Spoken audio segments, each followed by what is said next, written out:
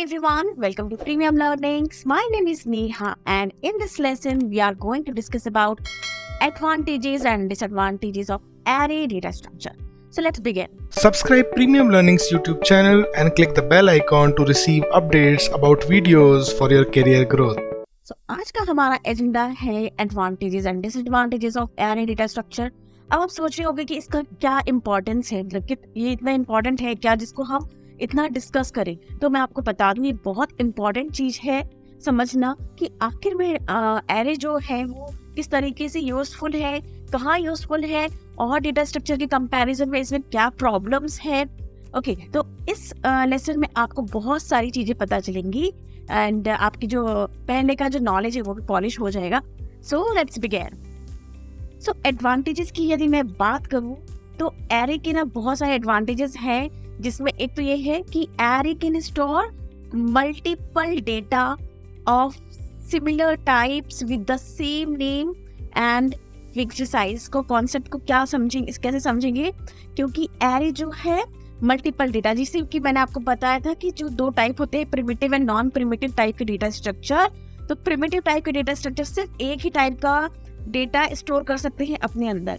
वहीं एरे क्या करता है, हमें एक फैसिलिटी देता है जो अपने अंदर मल्टीपल टाइप का डेटा स्टोर करके रख सकता है। पर यहाँ पर क्या एक बैरियर हो जाता है कि ये सिमिलर टाइप का डेटा होना चाहिए। ये जो डेटा है ये सारा इंटीजर है, तो इंटीजर होगा, कैरेक्टर होगा तो कैरेक्टर होना चाहिए। नो मेमोरी शॉर्टेज और ओवरफ्लो। अब भाई ओवरफ्लो या शॉर्टेज होने की तो बात ही नहीं होती, क्योंकि हम मेमोरी पहले ही डिक्लेयर कर देते हैं कंपाइल टाइम पर। तो सपोज मुझे 15 एलिमेंट चाहिए तो मैं ऑलरेडी 15 उसको बता दूंगी, ठीक है। तो ओवरफ्लो इसलिए नहीं हो पाता है। ये एक ड्रॉबैक भी हो सकता है, पर एक एडवांटेजेस भी है इसका कि भाई ओवर अ टाइम मेरा ओवरफ्लो की कंडीशन पर मैं नहीं पहुंच पाती हूँ। The unit time is required to access an element if the index is known. ये जो पॉइंट है ये बहुत ज्यादा इंपॉर्टेंट है, इसको हम अच्छे से डिटेल में डिस्कस कर लेते हैं। सी, यहाँ पर क्या होता है कि जो मेमोरी में डेटा होता है वो कंटीजियस लोकेशन पर स्टोर रहता है ना। कंटीजियस लोकेशन पर स्टोर रहता है, जैसे मेरा 10, 20, 30, 40 एंड 50 मेरे पास डेटा है। सपोज इसके इंडेक्स है 0, 1, 2, 3 एंड 4 और सपोज ये मेमोरी लोकेशन 200 से स्टार्ट हो रहा है। तो ये देखो 4 का मैंने गैप दिया है। दैट मीन्स क्यों दिया है ये गैप, बिकॉज आपको पता है कि इंटीजर जो है वो 4 बाइट का डेटा कंटेन करता है। नाउ अब ये क्या कह रहा है कि यदि मुझे इंडेक्स पता है तो टाइम कॉम्प्लेक्सिटी कम होगी। कैसे कम होगी कि सपोज मुझे मैंने लिखा 8, 2, मतलब क्या, ये डायरेक्टली ना मुझे कहाँ ले जाएगा, जो सेकंड इंडेक्स है वहाँ, और उसके अंदर जो भी डेटा है वो फैच करके मुझे ला के देगा और मेरा 30 निकल जाएगा। एक्चुअली इसमें ना तुरंत एड्रेस पता चल जाता है। आपको क्या लगता है कि एरे सर्च करता बैठता है क्या कि 208 कहाँ लिखा है? ऐसा नहीं होता है। एक्चुअली पता है कि ये एक फॉर्मूला है इसके पास। जैसे कि सपोज मेरा बेस एड्रेस क्या है अभी 200, ठीक है। बेस एड्रेस मेरा 200 है और कितना बाइट कंटेन कर रहा है हर एक एलिमेंट। तो अभी मेरा इंटीजर है तो वो 4 बाइट का डेटा कंटेन करेगा इनटू इंडेक्स की वैल्यू। इंडेक्स की वैल्यू सपोज मुझे निकालना है कि मेरा जो 4th इंडेक्स का डेटा है वो किस एड्रेस पर है। तो पता है कैसे निकालेगा ये 200 + 4 × 4, ठीक है। कितना हो गया ये 200 + 216। तो ये कौन सा एड्रेस निकल गया, 4th एलिमेंट का निकल गया एड्रेस। तो ऐसा नहीं है कि अरे भाई काउंट करता रहेगा कि यहाँ से 4 ऐड करूँ और यहाँ से 4 ऐड करूँ, ऐसा नहीं होता। ये डायरेक्टली एक्सेस कर लेता है। इसलिए हम बोलते हैं कि इसकी जो टाइम कॉम्प्लेक्सिटी है क्या होती है, वो बिग O of 1। मतलब यदि मुझे डेटा एक्सेस करना है तो यूनिट टाइम में मैं डेटा एक्सेस कर सकती हूँ। यूनिट टाइम में डेटा एक्सेस कर रही हूँ या कांस्टेंट टाइम में, इसका मतलब है मैं डायरेक्टली जंप उसी पर करूंगी। मुझे आगे पीछे कहीं नहीं मूव करना पड़ेगा, डायरेक्टली उसी डेटा पे मैं जाकर डेटा एक्सेस कर सकती हूँ। आई थिंक ये आपको पॉइंट अच्छे से क्लियर हो गया होगा और कैसे मेमोरी सर्च की जाती है, एड्रेस, वो भी आपको समझा होगा। तो नेक्स्ट हम कुछ देखते हैं डिसएडवांटेजेस। ऑफ कोर्स फायदे हैं, कुछ नुकसान भी होंगे, तभी हम दूसरे डेटा स्ट्रक्चर को प्रिफर करते होंगे। तो the size of array should be known in advance. ये तो बड़ी प्रॉब्लम हो गई। क्या है कि यदि मुझे 15 का डेटा चाहिए तो मुझे पहले ही पता होना चाहिए। सपोज एक टाइम आया, ओवर अ टाइम मुझे से रिक्वायरमेंट हो गई कि यार ये 15 की जगह ना मुझे 20 नंबर का डेटा चाहिए था, तो ये ना पॉसिबल ही नहीं है इसमें। या तो मुझे इस एरे को फिर से डिलीट करना पड़ेगा और या तो मुझे इसको इसमें कॉपी करके फिर से न्यू एरे एलोकेट करना पड़ेगा। ठीक है, तो ये थोड़ा सा टाइम टास्की हो जाता है और इसमें ना इतना टाइम लगता है, big O of n time complexity लगती है। ठीक है ना, array is an static data structure. Static data structure होने के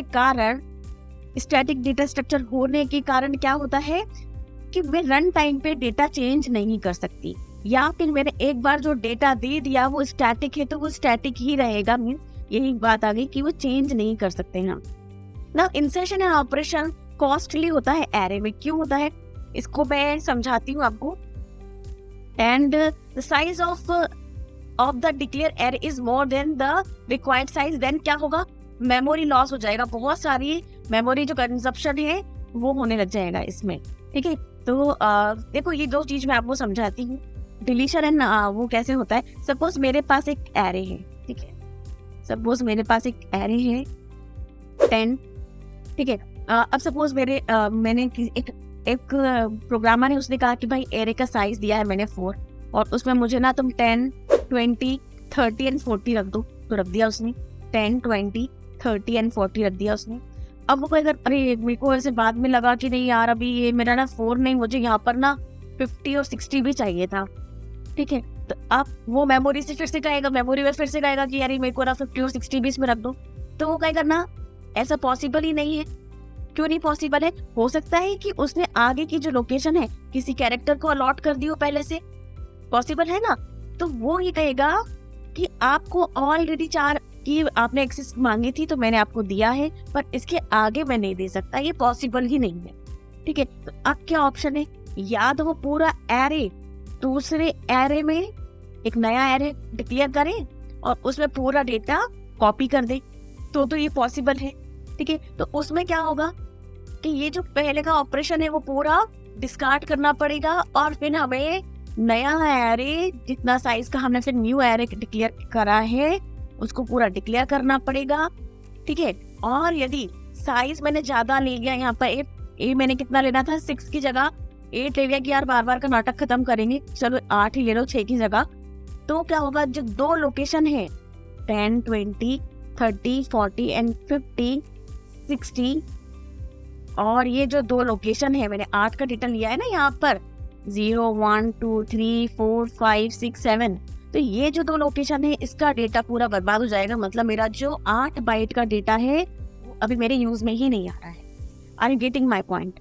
तो ये एक प्रॉब्लम है एरे के साथ। ठीक है, अब क्या है कि सपोज मैं चाहती हूँ कि इसमें ना मैं कुछ एलिमेंट इंसर्ट कर दूं, तो वो बहुत कॉस्टली होगा। कैसे होगा?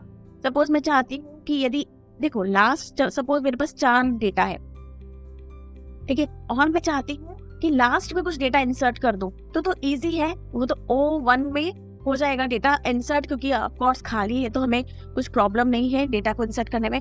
पर यदि मुझे बिगिनिंग में डेटा चाहिए तो भी क्या O1 लगेगा, बिग O ऑफ 1 लगेगा? नहीं लगेगा।